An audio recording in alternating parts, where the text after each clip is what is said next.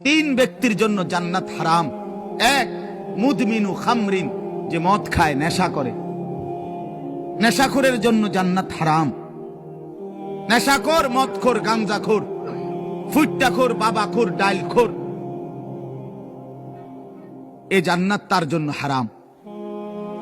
দুই নাম্বার হলো আকুল ওয়ালিদাইন, পিতা মাতার অবাধ্য সন্তান, মা বাপকে যে কষ্ট দেয়, মা বাপকে যে নাফরমানি করে, মা বাবার যে অকৃতজ্ঞ, মা বাবাকে যে জুলুম করলো, মা বাবার হক আদায় করলো না।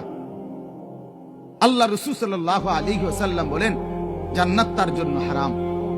আর তিন নাম্বার, শুনতেছেন সবাই, সজাগ তো সবাই?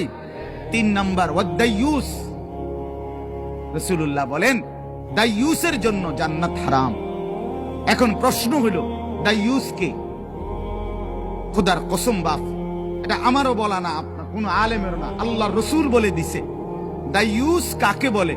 রসুল বলছে ওয়াদাইয়ুস আল্লাযী ইউকিররু আহলাহু আল খুবুস।